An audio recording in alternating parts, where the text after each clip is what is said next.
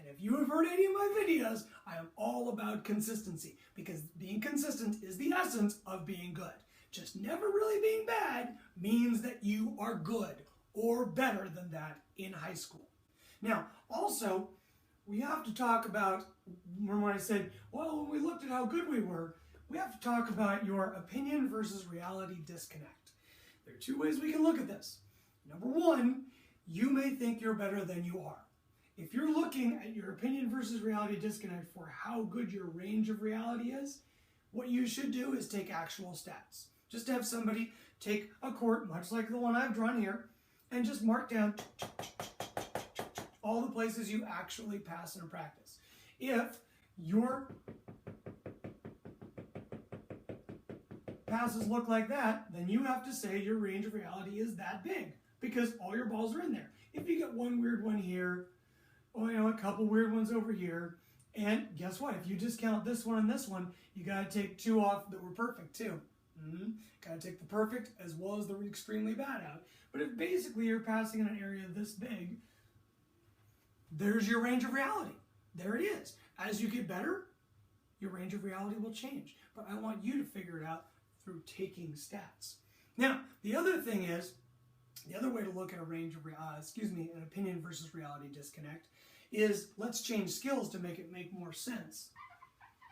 So we're going to talk about hitting now, because not everybody's a setter, and this kind of makes it easier to figure out. So now, this is an end line, and our net's down here. Okay, so I go to hit. Great, I want to hit line. How many of you have had the issue where you aim for the line, say right here, and the ball goes here? A lot. Or I'll even call this something different. I'll call it serving. Who has aimed for somebody and missed them, and missed them, and missed them, and missed them? Aim down the line and hit out. Aim down the line and hit out. How many of you have a left or a right problem that's consistent? So you don't have a range of reality problem. You have an, I aim for one thing and it does something else. Just like my mom. Hers was consistent. She would aim for the tree and she could predictably find that it would go here. And she used that to her advantage. But how many of you guys have aimed for something like the line on a serve, on a hit, or like a player on the serve and consistently missed to one side or the other? And then you've tried to aim harder to hit that target? It doesn't work. It's okay if you have an opinion versus reality disconnect with a predictable outcome. So let's be clear. If I aim down the line and I miss out, well, there's my range of reality. So just move it over. Instead, why don't you try, if this is what you do, why don't you try and move it over? Just aiming here. That way, some balls will go here, a lot of balls will go here, and some balls will go here. You're not very good here, and this is fine, and you're a genius here. At no point in time do you look like an idiot and lose your consistency. So, in order to be amazing, in order to get this ball right here that we all want hitting down the line, you're going to have to be willing to take a bunch of these and a bunch of these. I want you to be willing to take these to give up those. Does that make sense? Stop aiming somewhere, being willing to take all these balls that make you look bad.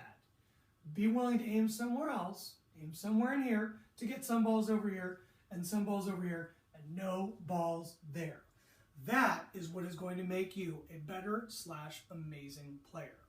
So I want you to think about this. I want you to think about, I know what my target is, but do I know what I have to aim for to hit it? And even though I know what to aim for maybe, do I remember to do it? And then in the moment, do I actually do it? Or do I forget?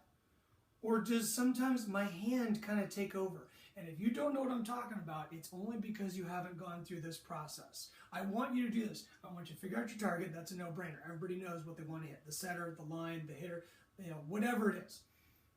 What do you have to aim for? Not everybody's done this. I want you to do the homework. Figure out what you have to aim for to consistently be good and never bad. Then want you to remember to do it, even though it feels strange to aim for trees when I should be hitting a target, to aim in front of a center when I should be hitting the center's forehead. It's going to feel strange. I want you to remember to do it. And then I want you to actually try to do it. And what you will find is that sometimes, especially as things get exciting or mean more, in other words, it's late in the game, or it's worth a starting spot if you can beat the person you're competing against, whatever it is.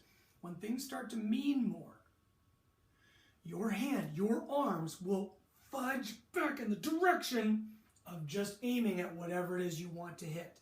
It can be incredibly difficult to not aim for the target that you want, even though you know it's dumb after seeing this video. Aiming for the target you want to hit isn't a good idea. Aim for something else that will keep you consistent.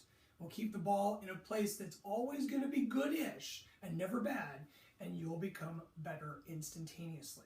So I want you to go through, do the homework, pay a lot of attention to these two. You will forget, and even if you do remember, you get all the way to step 4, your hand on hitting will just do what it used to do. It will make it go back where it used to go. Or your arms will chicken out at the last second, and it'll aim for the center's forehead instead of in front.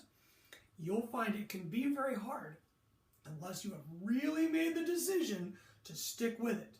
So I use those reps in practice that aren't maybe as consequential, those open reps in practice, to kind of experiment with this stuff, because life, especially sport, is just one great big experiment, and figure out what you have to aim for to hit the target you want, how to keep that in your head and remember it to hit the target you want, and how to actually follow through and do it even though your body wants to do what it's always done.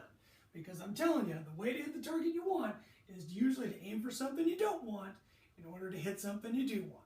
And you just got to worry about your opinion versus reality disconnect and how good you are, your range of reality at all times. All right, take that information and go do some research in practice. Good luck.